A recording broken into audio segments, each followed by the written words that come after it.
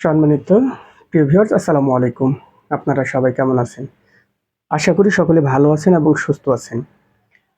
আজকে আমি যে টপিকগুলো নিয়ে কথা বলবো, এগুলো অবশ্যই সকল গাড়ি চালক ভাইদের জন্য অবশ্যই উপকৃত একটা বিষয়।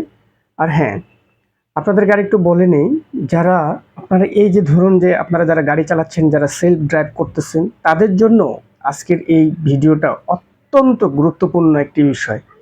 কারণ ড্রাইভিং লাইসেন্স যাদের পয়েন্ট কাটা যাবে, তাদের সেই বিষয়গুলো নিয়ে অত্যন্ত গুরুত্বপূর্ণ এবং জরুরিভাবে যে বার্তাগুলো বর্তমানে আইন যে তৈরি করা হয়েছে, সে আইনগুলো নিয়েই আপনাদের সামনে আমি তুলে ধরার চেষ্টা করতেছি।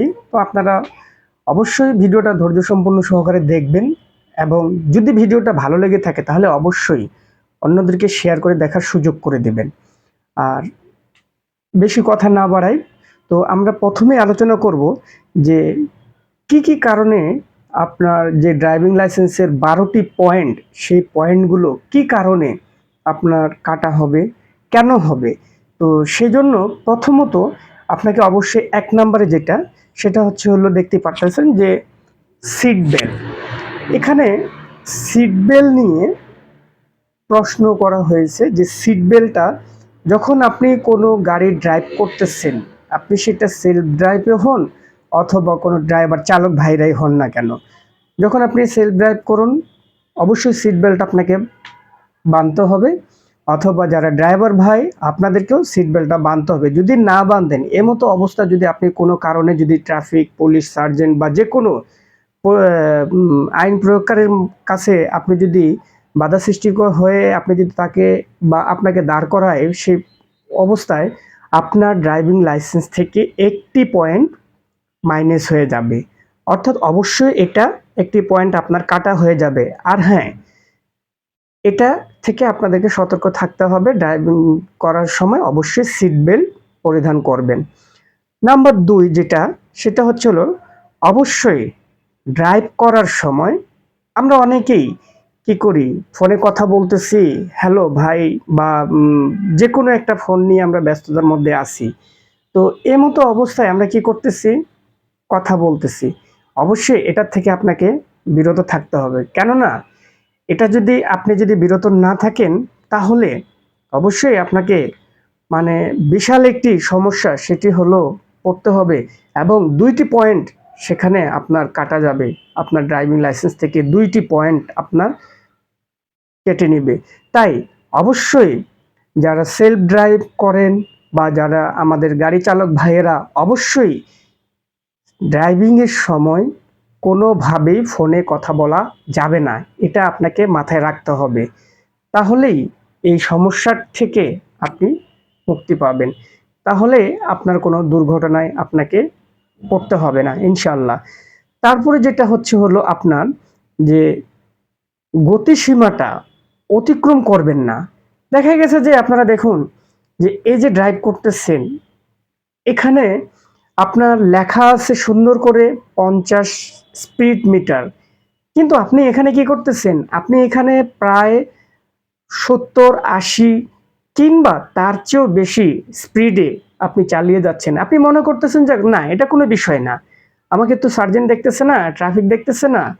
কি সমস্যা? আমি রাস্তা ফাঁকা পেয়েছি, আমি চালিয়ে চলে যাচ্ছি। না ভাই, এটা মোটেও করা যাবে না। কারণ আইন সবার জন্য সমান। আর হ্যাঁ, বর্তমানে যে প্রযুক্তি, এআই ক্যামেরার প্রযুক্তি যেটা করা হয়েছে, সেটাতে কিন্তু আপনার সার্জেন্ট বা পুলিশ, ট্রাফিক কনস্টেবল কেউ আপনার পেছনে আসবে না আপনাকে বাধা দেওয়ার জন্য যে আপনি কেন এত স্পিডে যাচ্ছেন। ভাই অটোমেটিক আপনার মামলাটা, অটোমেটিক যে গাড়ির নামে আপনার নাম্বার করা আছে, রেজিস্ট্রেশন, গাড়ির কাগজপত্র যে নাম দিয়ে মালিকানা করা আছে, সেই মালিকানায়, সেই অ্যাড্রেসে আপনার সেই মামলাটি অবশ্যই চলে যাবে। এটা মাথায় রাখতে হবে যে অবশ্যই গাড়ি চালানোর সময় স্পিড অতিক্রম করা যাবে না। যেখানে যে স্পিডটা দেওয়া আছে আপনাকে মাস্ট বি সেখানে সেই স্পিডটা আপনাকে অবলম্বন করতে হবে। তারপরে আসুন, আমরা অনেকে কিন্তু ভুল করি যে দেখুন এই যে ট্রাফিক সিগন্যাল দেখতেছেন, এখানে আমরা অনেকেই লাল বাতি জ্বলে গেছে, তারপরেও আমরা অতিক্রম করে চলে যাচ্ছি। এটা কিন্তু আমরা সবাই করি। আমরা যারা ড্রাইভার ভাইয়েরা তারাও করি, যারা সেলফ ড্রাইভ থাকেন তারাও দেখা গেছে এই ভুলটা করে থাকেন। কিন্তু না, এটা করা যাবে না। এটা দেখুন, এই কাজটা করলে আপনার জন্য কত বড় ঝুঁকিপূর্ণ এবং কত বড় প্রবলেম ফেস করতে হবে। সেটার জন্য লাল বাতি অতিক্রম করার কারণে আপনাকে তিনটা পয়েন্ট আপনার কাটা যাবে। কয়টি বুঝছেন তো? তিনটি পয়েন্ট আপনার কেটে নিবে। তো আপনি যদি লাইসেন্স থেকে আপনার 3টি পয়েন্ট কেটে নেয় এবং অতিক্রম সময়সীমার যে স্পিডটা সেটার জন্য 2 পয়েন্ট কেটে নিবে। এভাবে আপনার পয়েন্টগুলো কেটে নিচ্ছে, তাহলে আপনার কি হলো? আপনার পয়েন্টগুলো কিন্তু আস্তে আস্তে কমে যাচ্ছে। তারপর আপনাকে এটার থেকে অবশ্যই সাবধান হতে হবে যে সবুজ বাতি, হলুদ বাতি, লাল বাতি এটা আপনাকে বুঝতে হবে, জানতে হবে। যারা নতুন চালক ভাইয়েরা আছেন, আপনাদের সবাইকে সাবধান।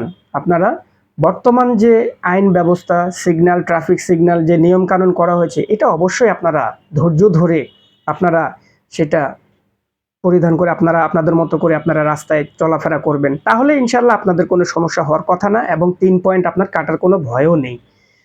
তারপরে যেটা আসতেছে যে আপনি দেখতেছেন যে এখানে যে নো লেখা আছে যে নো ওভারটেকিং লঙ্ঘন করা, সেখানে আপনারা কি করতেছেন? এই যে দেখতেছেন যে আপনার যে বর্ডার লাইনটি, এই লাইনে কোনোভাবেই ওভারটেকিং বা ওভার স্পিডে যাওয়াটা কোনোভাবেই নিরাপদ নয়। কিন্তু আপনি সেখানে কি করতেছেন? আপনি ওভার স্পিডে চলে যাচ্ছেন। ভাই, এটা মোটেও করা যাবে না। আর এটা যদি আপনি মনে করেন যে করেন, তাহলে এটার জন্য কিন্তু আপনার 2টা পয়েন্ট কেটে নিচ্ছে ভাই, বুঝতে পারছেন? তো অবশ্যই এটা সাবধান থাকতে হবে যে হ্যাঁ, এই 2 পয়েন্ট যেন আপনার জন্য না কাটে। তাই এই যে দাগটি দেখতে পারতেছেন, এই সাদা দাগের ক্রস চিহ্ন কোনোভাবে অতিক্রম করা যাবে না। যতক্ষণ পর্যন্ত আপনি থেমে থেমে ক্রস চিহ্ন না আসতেছে, কাটা চিহ্ন না আসতেছে, ততক্ষণ পর্যন্ত আপনি কোনোভাবে ওভারটেকিং বা ওইটা কোনোভাবে অতিক্রম করে অন্য পাশে যাবেন না। আপনাকে আবারও বলতেছি, সার্জেন্ট, পুলিশ, কনস্টেবল কেউ আপনাকে বাধা দিবে না। আপনার বাধা কিন্তু এআই আপনাকে অটোমেটিকলি বাধা দিয়ে দিবে। তাই এটা মাথায় রাখবেন। ভুল করেও এই কাজটা করবেন না। আর যদি করে থাকেন তাহলে কিন্তু আপনার 2টা পয়েন্ট কেটে নিবে, বুঝতে পারছেন?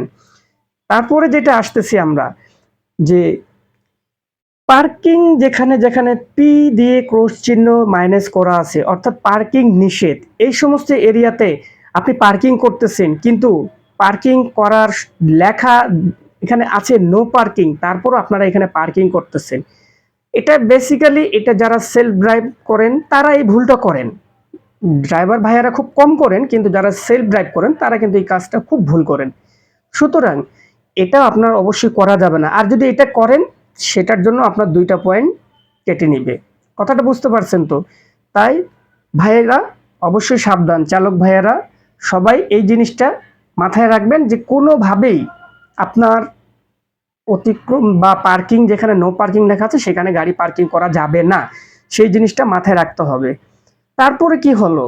আপনারা যারা গাড়ি চালানোর সময় দ্রুত বাসা থেকে বের হয়ে গেছেন বা অফিস আদালত থেকে চলে যাচ্ছেন, কিন্তু আপনি মনে ভুলে ড্রাইভিং লাইসেন্সটা সাথে করে নিয়ে আসেন না। আর এমতো অবস্থায় যদি আপনাকে কোনো আইন প্রশাসনিক কর্ম যে যারা এই সমস্ত নিয়ন্ত্রণ করতেছেন তারা যদি আপনাকে চেক আপ করেন এবং যদি আপনাকে রাস্তায় থামিয়ে আপনাকে পরে যে আপনার সমস্ত কাগজপত্র ডিটেলস যখন চাইবে, যখন আপনি ড্রাইভিং লাইসেন্সটা দেখাইতে পারবেন না, তখন কি হবে? এটার জন্য আপনার গুরুত্বপূর্ণ একটা অপরাধের কারণ এবং এটার কারণে আপনার 3 পয়েন্ট কেটে নিবে। তো আপনি অবশ্যই মাথায় রাখবেন, যখন আপনি রাস্তায় বের হবেন পকেটে কিন্তু ড্রাইভিং লাইসেন্সটা আনতে ভুলবেন না। এটা কিন্তু অবশ্যই মাথায় রাখবেন। কথাটা বুঝতে পারছেন? তো এই ভুলটা কেউ করবেন না। সেলফ ড্রাইভে হন না কেন আর চালক ভাইয়েরাই হন না কেন, অবশ্যই লাইসেন্সটা সাথে রাখবেন। তাহলে আপনার এই 3 পয়েন্ট আপনার কাটা যাবে না। আর হ্যাঁ, যারা মোটরসাইকেল চালান, যারা মোটরসাইকেল ভাইগণ, শুধু এই আইনটা তাদের জন্য যারা হেলমেট পরিধান করবেন না, হেলমেট ছাড়া আপনারা ড্রাইভিংয়ে রাস্তায় নামবেন, আপনার জন্য কিন্তু 2টি পয়েন্ট কাটা যাবে। এটা শুধু খালি মাত্র কেবল মোটরসাইকেল চালক ভাইদের জন্য। কথাটা বুঝতে পারছেন? এবং এরপরে যেটা হচ্ছে হলো আপনার বিভিন্ন জায়গায় যে জেব্রা ক্রসিং বা কাটা আছে, প্যাদানো যেটাকে বলা হয়, তো এই জিনিসটা অবশ্যই পেডিয়ান ক্রসিং বা গাড়ি থামানো যাবে না এই লেখাটা যেখানে আছে সেখানে অবশ্যই আপনি গাড়ি থামাতে হবে বা আপনার সীমাটা অতিক্রম করতে পারবেন না। যেখানে জেব্রা ক্রসিং এর দেওয়া আছে যাত্রী পারাপার হচ্ছেন, যাত্রী পার হয়ে এই প্রান্ত থেকে ওই প্রান্ত যাচ্ছে, অবশ্যই আপনাকে থামাতে হবে। আপনি যদি এটা যদিও না করেন তাহলে সেজন্য কিন্তু আপনার 2টা পয়েন্ট কাটা যাবে এবং 2 পয়েন্ট কেটে গেলে আপনার কিন্তু আরো বিপদ কিন্তু শেষ থাকতেছে না। তো এই জিনিসটা আপনাদেরকে মাথায় রাখতে হবে যে অবশ্যই ড্রাইভিং করার সময় যখন জেব্রা ক্রসিং দেখবেন জনগণ পার হচ্ছে, পথচারী পার হচ্ছে, অবশ্যই আপনি সেখানে নির্দিষ্ট জায়গায় থামবেন এবং থামার চেষ্টা করবেন। তারপরে আসুন, আপনারা যে দেখতে পারতেছেন ইউটার্ন, এই যে ইউটার্ন লেখার মাঝখানে যে কাটা দাগটি, অর্থাৎ এখানে ইউটার্ন নিষেধ। সেটা ডানে হোক বামে হোক বা যেভাবে হোক না কেন, আপনি যেদিক থেকে যে প্রান্ত থেকে আসুন না কেন, যদি এখানে লেখা থাকে যে ইউটার্ন নিষেধ, তাহলে অবশ্যই অবশ্যই আপনাকে সেখানে ইউটার্ন করা যাবে না। আপনি সামনে চলে যান, নির্দিষ্ট জায়গায় চলে যান যেখানে আপনার ইউটার্ন করার প্রসেসিং দেওয়া আছে যে আপনি ইউটার্ন নিন, সামনে ইউটার্ন, সেখানে গিয়ে আপনি ইউটার্নটা নিন, আপনার জন্য সমস্যা হবে না। আর আপনি যদি এই ভুলটা করেন তাহলে সেই ক্ষেত্রে আপনার আবারও 2টি পয়েন্ট কাটা যাবে। তো এটা অবশ্যই মাথায় রাখতে হবে। সেলফ ড্রাইভ করুন আর চালক ভাইয়েরাই হোক না কেন, অবশ্যই এটা মাথায় রাখবেন যে ইউটার্ন যেখানে নেওয়া নিষেধ সেখানে আপনারা ইউটার্নটা নেবেন না। তাহলে কি হবে, আপনারা স্বাচ্ছন্দ্যবোধভাবে আপনারাও চলবেন, রাস্তাও কোনো ট্রাফিক জ্যাম হবে না, কোনো বাধা সৃষ্টি হওয়ার কোনো চান্স থাকে না। তো এবার আসুন যে ধোঁয়া নির্মাণ, যেগুলো আপনার যে গাড়িগুলো রাস্তায় দেখা যায় যে প্রচণ্ড ধোঁয়া, আপনার পিছনে কিছু দেখা যাচ্ছে না, এই সমস্ত গাড়িগুলো আপনারা যারা রাস্তায় চলাচল করেন এবং এই সমস্ত গাড়িগুলো খুবই একটা বাজে অবস্থা।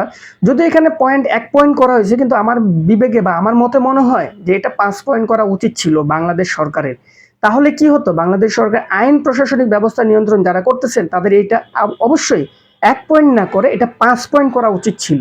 তাহলে কি হতো, যে মেয়াদ উত্তীর্ণ গাড়িগুলো বাংলাদেশে চলতেছে রাস্তায় আনাচে কানাচে, রাস্তাঘাটে যে চলতেছে, এই সমস্যাগুলো তখন আর হতো না। যারা এই ট্রান্সপোর্ট ব্যবস্থার জগতে আছেন তারা মালিক পক্ষরা অবশ্যই এই গাড়িগুলোকে বাতিল করে দিত এবং নতুন যেগুলো মেয়াদ আছে সেই সমস্ত গাড়িগুলো রুট পারমিট হিসাবে তারা অ্যালাউ করতো। কিন্তু যাই হোক, এটা 1 পয়েন্ট করেছে, এই 1 পয়েন্ট কাটা যাবে, এটা আপনাদেরকে মাথায় রাখতে হবে।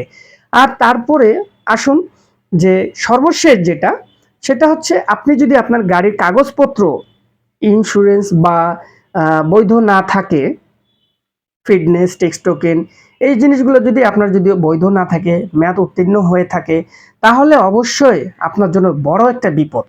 আর এই বিপদটা হচ্ছে কি, 3টি পয়েন্ট আপনার কেটে নিবে, বুঝতে পারছেন? আপনার 3টি পয়েন্ট আপনার একদম টোটালি কেটে নিবে, এটা আপনাকে মাথায় রাখতে হবে। তো এইভাবে আপনার আস্তে আস্তে আস্তে আস্তে 12টি পয়েন্ট আপনার শূন্য হয়ে যাচ্ছেন।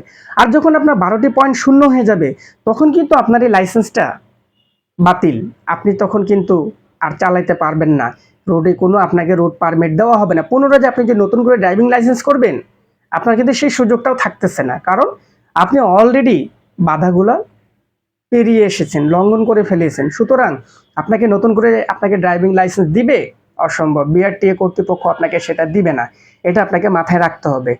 আর হ্যাঁ, আরেকটি কথা বলি, এখানে যে 12টি পয়েন্ট দেওয়া হয়েছে, এই 12টির থেকে যদি আপনি কোনো কারণে 8টি বাদ মানে পয়েন্ট যদি আপনার কাটা যায়, তাহলে কি হবে, অবশ্যই আপনার ড্রাইভিং লাইসেন্সটি সাসপেন্ড করা হবে। অর্থাৎ আপনি ব্লক থেকে যাবেন, আপনাকে আপনার যে লাইসেন্স সেই লাইসেন্সের উত্তীর্ণতা বা ডেট কবে কি আসা বিষয় আপনি কিছুই বুঝতে পারবেন না। হ্যাঁ, আপনার কাছে স্মার্ট কার্ড আছে, সেক্ষেত্রে আপনি নাম্বার থেকে আপনি দেখতে পারতেছেন বা বুঝতে পারবেন যে হ্যাঁ আপনার এই পর্যন্ত মেয়াদ আছে, কিন্তু আপনার কত মেয়াদ আছে আপনি সেটা পরবর্তীতে আপডেট আপনি পাবেন না।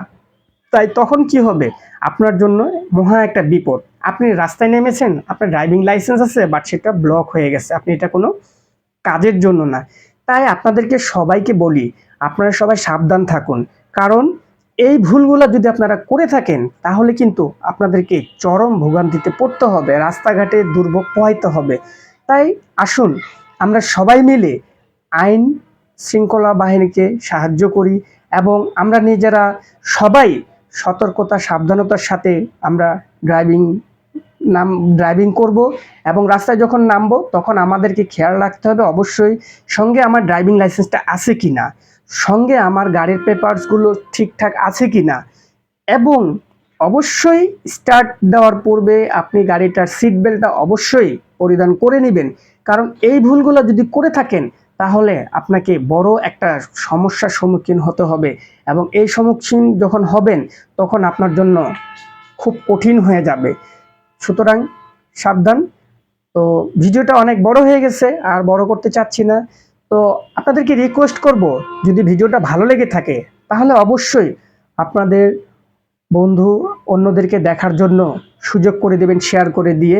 আর আপনাদের একটি লাইক, একটি কমেন্ট আমাদেরকে একটি নতুন কন্টেন্ট ক্রিয়েট করতে উৎসাহ ও প্রেরণা যোগায়। সেই প্রত্যাশায় আপনারা ভালো থাকুন, সুস্থ থাকুন। আসসালামু আলাইকুম ওয়া রাহমাতুল্লাহি ওয়া বারাকাতুহু।